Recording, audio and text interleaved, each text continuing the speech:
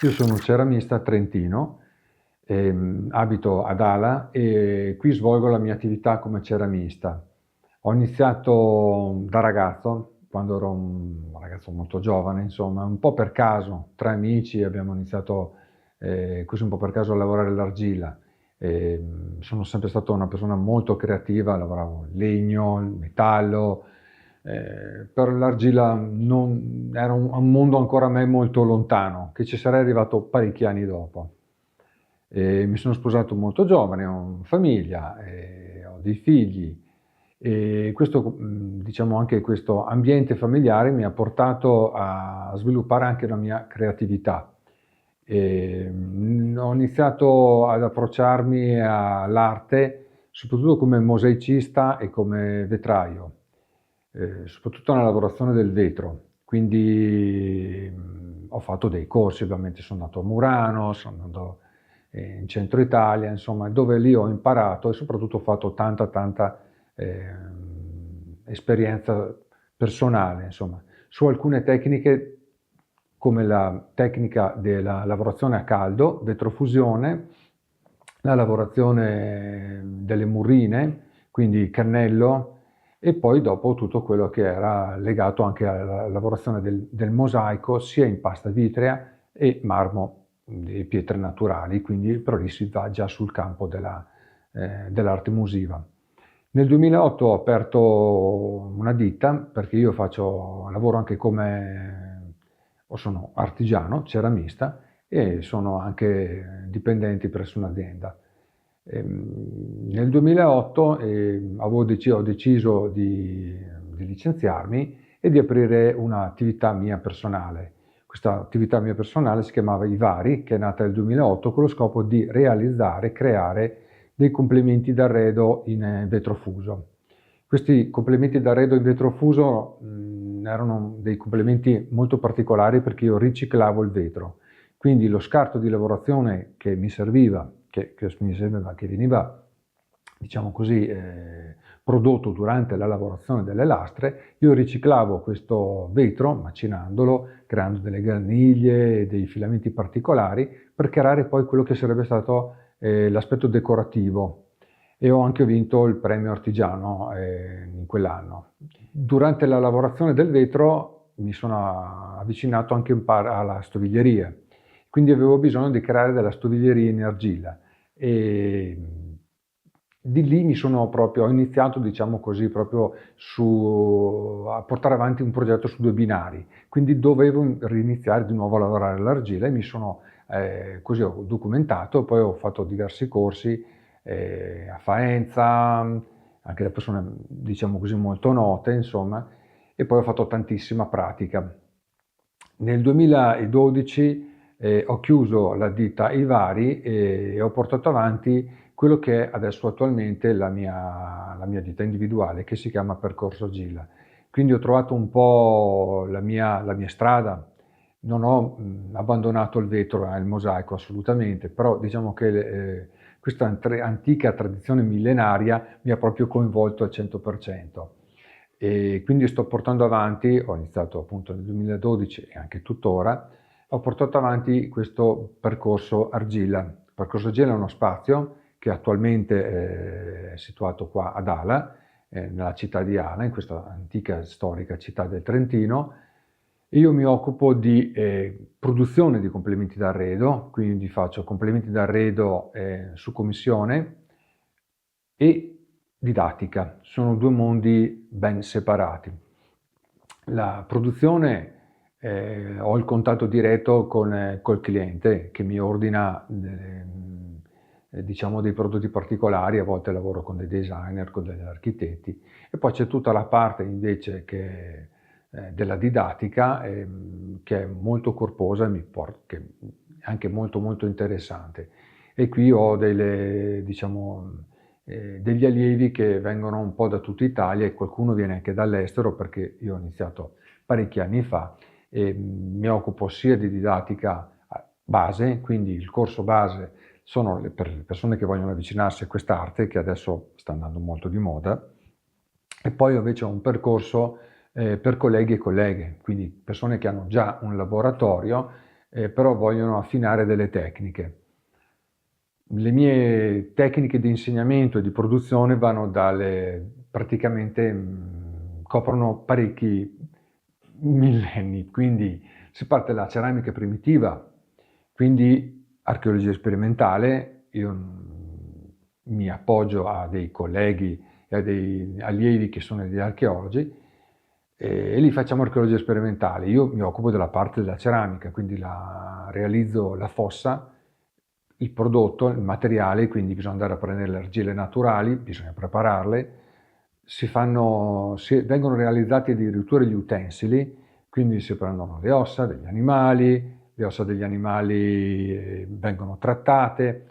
Questo è un procedimento e un percorso che viene fatto dalle persone specializzate, che hanno tutte le loro cose, diciamo, fatte. Vabbè, dopo questo lo taglierai, insomma. Allora, comunque, loro mi danno l'osso fatto e finito e noi con la sabbia e le pietre creiamo le spatole, quindi si parte proprio dalla costruzione dell'utensile. Dalla costruzione dell'utensile in osso realizziamo gli oggetti che di solito, cioè il periodo è quello del Neolitico. Quando faccio il corso di ceramica primitiva seguiamo proprio un filone, non so, la città della bocca quadrata o altre cose, poi si possono fare anche delle cose moderne, insomma, però mi piace cercare di seguire proprio un percorso storico. Anche l'accensione io la faccio non con l'accendino, ma con le pietre. Quindi si battono le pietre, si fa la scintilla, si accende il fuoco in questo sistema. Non uso nessun strumento, neanche, anche se ho le mie sonde di temperatura, alcune le ho costruite io perché ovviamente insomma la parte diciamo che ho una parte, sono manutentor meccanico, quindi so anche costruire queste cose, però lì io non le utilizzo perché mi piace diciamo proprio avere un contatto molto molto primitivo. Realizziamo i prodotti, li facciamo essiccare e lì viene fatta la cottura a fuoco sulle braci come veniva fatto nel Neolitico. Poi, diciamo, avvicinando i tempi, tra virgolette, passami questo termine, un po' più recenti, mi occupo di ceramica greca, corinzia, quindi sia dalla foggiatura che la decorazione che la cottura, il bucchero etrusco, che a me sta parecchio a cuore perché è molto molto fa parte proprio della nostra identità italiana, scusate. Trentina e sono i reti.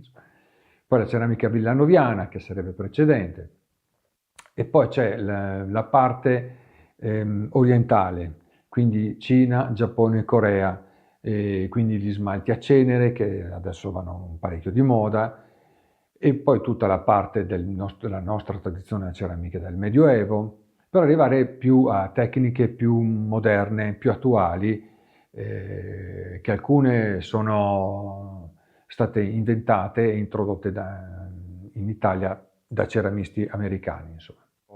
Io uso molto i social, ho il mio sito, che è la cosa principale, quindi il sito è secondo me la base di tutto, che si chiama percorsorgilla.com.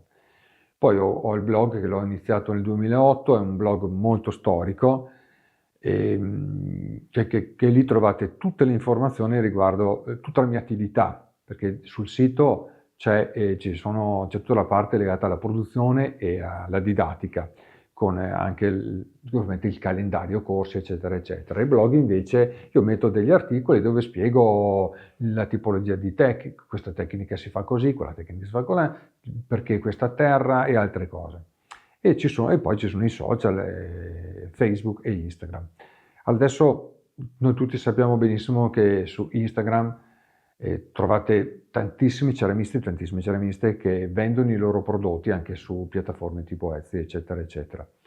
Quindi adesso con tutto questo vento diciamo, di Instagram, dove tutte le persone preparano e realizzano e cercano anche di vendere i loro prodotti, tante persone, questo mi viene anche chiesto a me, fanno un corso base, magari ne fanno 2 e poi iniziano subito a vendere i loro prodotti perché si sentono già una ceramista o un ceramista fatto e finito. Invece in realtà è un percorso molto lungo, quindi ci vogliono non solo diversi corsi, ma bisogna fare tanta pratica, sbagliare tanto e poi con la pratica si arriva anche poi ad avere il proprio prodotto e iniziare la vendita. Quindi infatti io ho anche dei percorsi molto lunghi e seguo anche delle persone che poi dopo un domani vogliono aprire un'attività personale per la vendita dei prodotti. Allora, per me il mio lavoro come ceramista per me è molto importante, prima non solo perché mi dà la possibilità di poter dar spazio alla mia creatività, ma soprattutto anche perché ho la possibilità di conoscere delle persone come me che vogliono realizzare, creare un prodotto partendo dalla materia prima che è l'argilla. L'argilla è un blocco di terra, ci sono tanti tipi di impadi e di argille e che si possono realizzare tante cose, insomma. E questo lavoro per me appunto è importante anche perché io collaboro con ceramisti e questa collaborazione è molto stimolante anche a livello professionale. Quando realizzo un manufatto, a volte mi dà soddisfazione, a volte invece è fonte di tanto lavoro, di tanti sbagli, insomma, quindi ci sono tanti errori, ci sono tanti sbagli, tante cose che non funzionano, perché io sono un grande sperimentatore, sperimento tantissimo, quindi faccio, tanto per capirci, delle piastrelle, prendo le materie prime, che sono sabbia, può essere la sabbia da fiume, la cenere del della cucina, le uova, con le uova prendo i gusci delle uova, creo il carbonato di calcio. Tutti questi esperimenti che mi portano via tantissimo tempo e anche tante risorse, a volte danno delle soddisfazioni. Si arriva col tempo, insomma. Creare uno smalto personale che ha un rivestimento vetroso su un manufatto mi dà tantissima gioia, perché io quando arrivo al prodotto finito, dietro a monte c'è tantissimo lavoro. Questo lavoro di ceramista mi ha insegnato molto, innanzitutto il rapporto con le persone, perché quando faccio la produzione lavoro per conto mio ed è un discorso che comunque hai il cliente, devi gestire il cliente, la commissione, le esigenze del cliente e poi invece per quanto riguarda la didattica, una parte fondamentale è proprio il rapporto che hai con l'allievo o con l'allieva, che ha delle aspettative, quindi c'è il programma da rispettare, devi seguire la persona, creare dei manufatti e poi soprattutto è trasmettere, che per me è molto importante, quello che io ho imparato e quello che io sperimento e poi seguire l'allievo e l'allieva nel suo percorso formativo, che è una cosa che viene fatta pochissimo, insomma, che io faccio questo, chiamiamolo così, servizio di assistenza. Mi piace per me è importante e fondamentale seguire il mio allievo o la mia allieva fino al percorso finito, fin quando lui ha bisogno e si sente, diciamo così, libero e pronto per per poter creare i propri complementi. Allora, in quest'epoca, insomma, dove siamo molto abituati, insomma, almeno dalla mia generazione in poi, insomma, all'utilizzo dei materiali plastici e quindi ciotole, tazze, bicchieri, spesso e volentieri abbiamo fatto un utilizzo esagerato della plastica. Negli ultimi anni invece questo è diventato un problema proprio anche per il pianeta. Si è un po' ritornati un po', diciamo così, alle origini e cercare di evitare l'uso della plastica, che comunque ha dei vantaggi, perché è leggera, è pratica, costa poco, rispetto alla ceramica, che richiede una lavorazione diversa, è molto duratura e non inquina. Certo, anche lì ci sono due mondi, c'è la ceramica industriale e la ceramica artigianale. Sta poi alla persona acquistare un po' alla sensibilità, no? Avere la propria tazza, mi alzo la mattina, bevo il caffè, in quella tazza che ha quella forma, che ha quel colore, che ha quella dimensione. Questa è una cosa molto di sensibilità. Ci sono persone che magari non interessano, qualsiasi tazza va bene,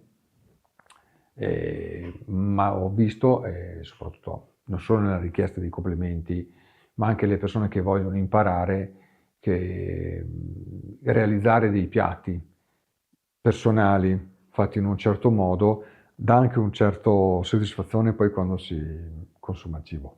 Per quanto riguarda lo stile, per me è fondamentale cercare di essere originali o comunque mettere qualcosa che è personale. Deve, nella lavorazione del manufatto, al di là del colore, della forma, quello che deve proprio essere messo in risalto è proprio il proprio carattere, il proprio stile, il proprio gusto. A qualcuno può piacere, non so, dei colori molto vivaci, ad esempio a me piacciono i colori che richiamano la natura, quindi il testa di moro, verde, il beige, colori molto molto molto naturali, che adesso oltretutto vanno anche parecchio, insomma.